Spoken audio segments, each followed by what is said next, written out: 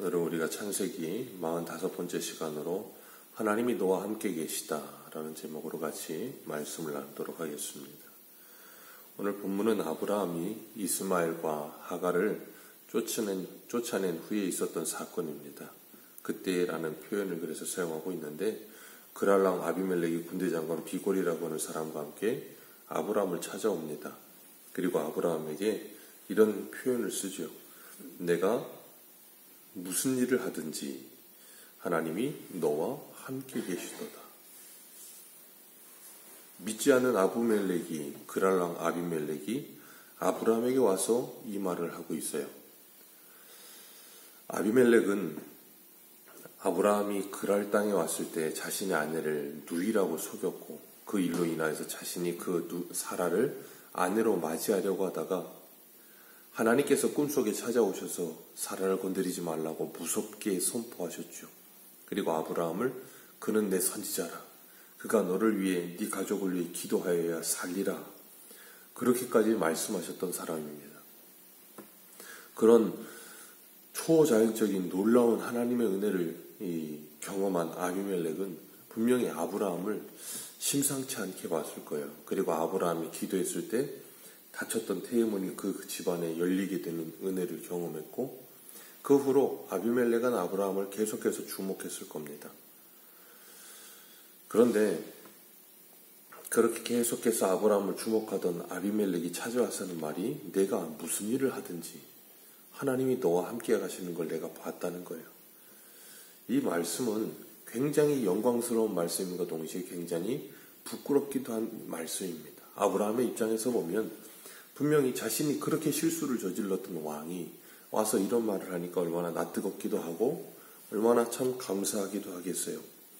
그런데 아브라함은 끊임없이 이런 놀라운 은혜들을 경험했었죠. 애굽에서도 바로왕 앞에 자신의 아내를 속였다가, 근데 하나님이 사라를 지키시고 자신을 지키시고, 그리고 그돌라오멜 왕과 네 나라 연합군이 소돔과 고모라를 쳐서 롯을 데리고 갈 때도 318명을 데리고 와서 이기기도 하고, 그 모든 일을 경험하고 난 후에 하나님께서는 이 창세기 17장인가요? 창세기 17장을 보면 99세가 된 아브라함에게 찾아오시죠. 그리고 99세가 된 아브라함에게 제일 먼저 하신 말씀이, 나는 전능한 하나님이라, 너는 내 앞에서 행하여 완전하라 하시는 말씀이었어요. 하나님이 이 말씀을 지금 아브라함에게 계속해서 이행하고 계시는 거예요. 하나님의 언약, 창세기 12장에서 하나님이 언약하신 그 언약을 성실하게 이행하고 계시고, 그리고 나는 전능한 하나님이라 하신 그 하나님이 어떤 분이신지를 아브라함에게 계속 보여주고 계시는 거예요. 믿지 않는 아비멜렉의 입을 통해서도 이런 말씀을 하고 계시는 거예요. 그리고 그 아비멜렉이 왔을 때 아브라함이 아비멜렉하고 상호 불가침 조약을 맺고, 그리고 언약을 맺습니다. 그리고 난 다음에 아비멜렉이 언약 맺은 브엘세바에서 에셀나무를 심고 뭐라고 불렀냐면, 영원하신 여호와 이름을 불렀다 그랬어요. 영원하신 여호와 이름을 불렀다. 아브라함이 하나님이 어떤 분이신지를 계속해서 삶을 통해서, 주변의 사람들을 통해서 계속해서 듣고 배우게 되는 거예요. 아, 하나님은 이런 하나님이구나 하는 걸 하나님이 아브라함에게 계속 가르쳐 주시는 거예요. 자신이 인지하든 인지하지 못하든 주변 사람들이 이미 알고 말하고 계세요. 그것이 임마누엘의 복이죠. 우리와 함께 하시는 하나님, 아브라함과 함께 하시는 하나님, 그리고 아브라함의 아들 이삭과 함께 하시는 하나님. 그래서 이삭도 창세기 26장을 보면 그 그랄 땅에 거주하면서 그 기근이 또 왔을 때 애굽에 내려가려고 할 때 하나님께서 내려가지 못하게 막으시죠. 그 말씀에 순종했더니 100배의 복을 주십니다. 그 일로 인하여서 어려움이 생겨요. 그때 이 그랄 사람들이 이삭이 찾아가는 곳마다 찾아와가지고 그 우물을 메우고 해코지를 하고, 그래서 에색과 신나와 르호봇 세 군데에 가서 계속해서 이 우물을 막아버리고 메워버립니다. 그 아브라함 때에도 그런 일이 있었던 거예요. 근데 이 아비멜렉은 그 소식을 몰랐다고 아브라함에게 이야기하죠. 그러니까 아브라함도 분명히 그럴 사람들이 와서 해코지를 했었는데 이야기를 하지 않았던 거예요. 이야기를 하지 않고 나 참았었는데, 아비멜렉이 오니까 그제야 그 얘기를 했습니다. 그리고 이 그랄에서 그 아들 이삭도 이런 어려움을 3번이나 당하는데도 그가 바보같이 그들과 싸우지 않고 피합니다. 그리고 그 다음에 그랄 왕이 찾아와가지고 이삭에게 또 이런 말을 해요. 뭐라 그러냐면 여호와께서 너와 함께 계심을 우리가 분명히 보았으므로 우리의 사이에 곧 우리와 너 사이에 맹세하여 너와 계약을 맺으리라. 이 그랄 왕이 아브라함에게도 그런 말을 했고 그 아들 이삭에게도 이런 말을 해요. 하나님이 너와 함께 계심을 우리가 분명히 보았다. 어떻게 보았겠어요? 기근이 왔을 때 그 그랄 땅에 머물러 있던 그에게 하나님이 100배의 복을 주셨어요. 그리고 우물을 파는 곳마다 이삭은 그들과 싸우지 않고 피했어요. 피하면서 계속해서 우물을 팠어요. 그러는 모든 삶을 그랄 왕 아비멜렉이 보았다는 거예요. 그리고 하나님이 너와 함께 하심을 내가 보았다 그렇게 표현해요.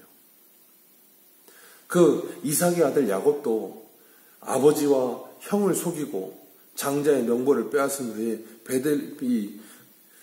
바단 아람으로 도망치는 가운데 베델에서 하나님을 만나죠. 그 하나님을 만났을 때 창세기 28장 15절에 하나님 이렇게 말씀하세요. 내가 너와 함께 있어 네가 어디로 가든지 너를 지키며 너를 이끌어 이 땅으로 돌아오게 할지라. 내가 내게 허락한 것을 다 이루기까지는 너를 떠나지 아니하리라. 하나님께서 이 말씀을 아브라함에게 말씀하셨고 그 말씀을 이루세요.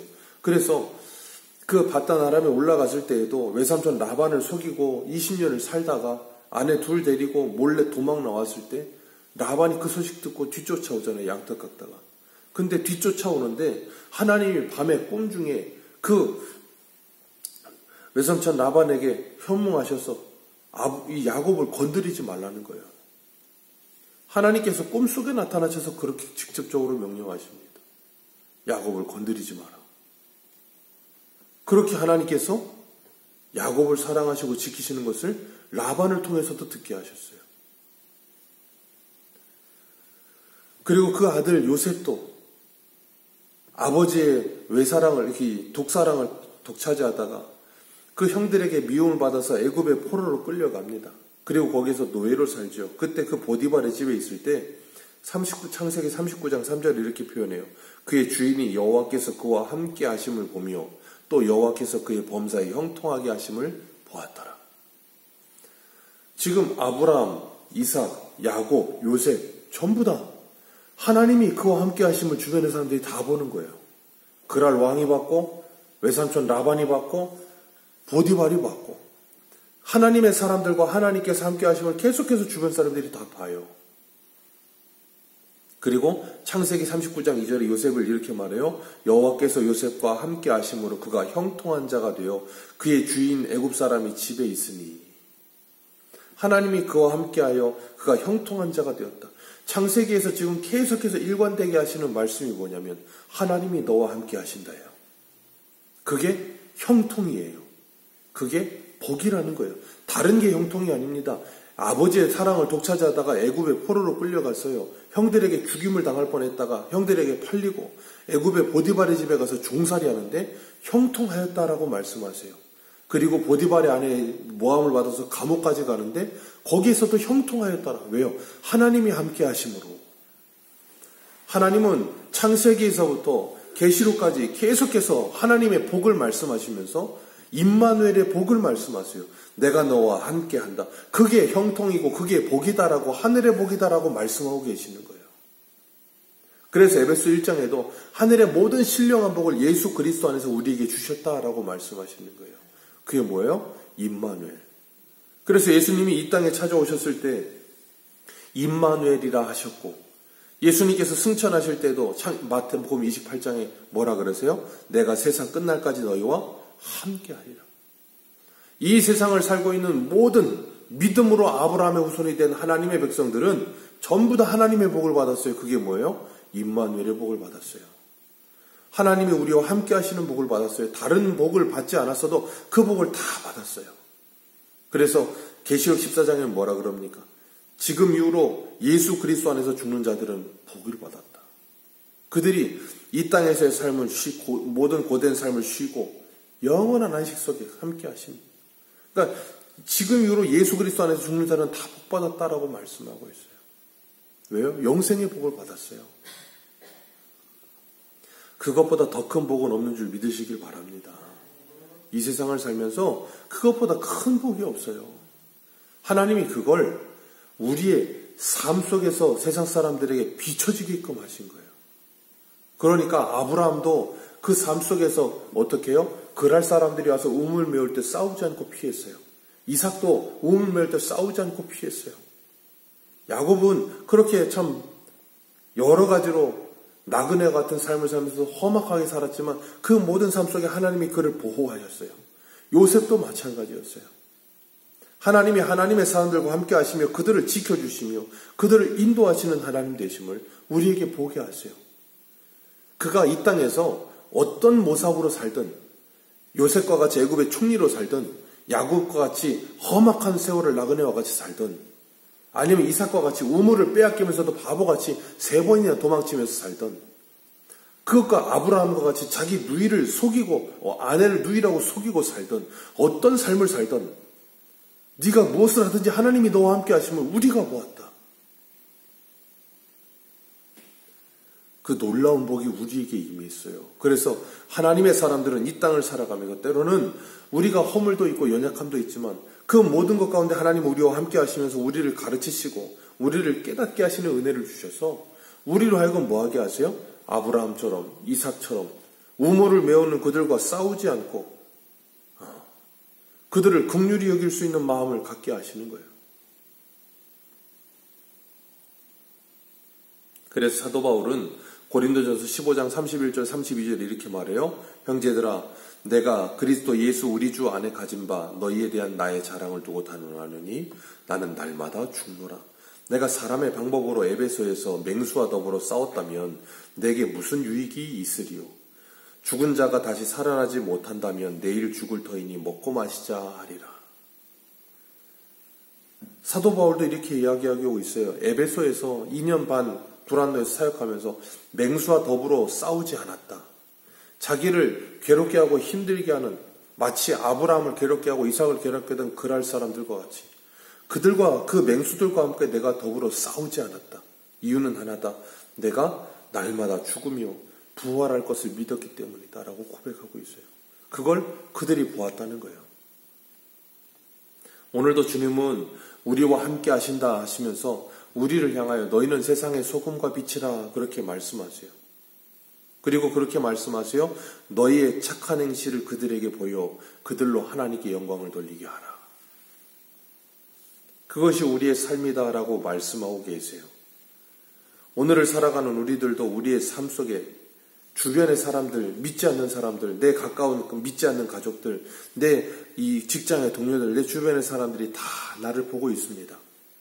저 사람 예수 믿는 사람, 저 사람 교회 다니는 사람. 그들이 우리를 바라보면서 어떤 고백을 할까요? 아브라함과 이삭과 같이 하나님이 너와 함께 하심을 보았다. 라반과 같이 꿈속에서도 그 야곱을 건드리지 마라. 보디발처럼 요셉이 그렇게 성실하게 살아갈 때 하나님이 형통하게 하셨고 그가 손대는 모든 것들이 잘 되게 하심으로 하나님이 그와 함께 하심을 보게 하셨다. 어떠한 모습이든 하나님이 우리와 함께 하심을 세상 사람들로 하여금 보게 하시게 돼요. 우리의 삶으로 하나님께 영광 돌리게 되는 놀라운 은혜가 있으시기를 축복합니다. 그리고 우리의 삶 속에서 하나님이 나와 함께 하심을 경험하면서 아브라함이 오늘 그 에셀나무를 심으면서 브엘세바에서 영원하신 여호와의 이름을 불렀더라. 우리도 영원하신 우리 하나님의 이름을 부르며 그 하나님을 찬송하며 주님과 동행하는 복된 삶을 살게 되시기를 주님의 이름으로 축복합니다.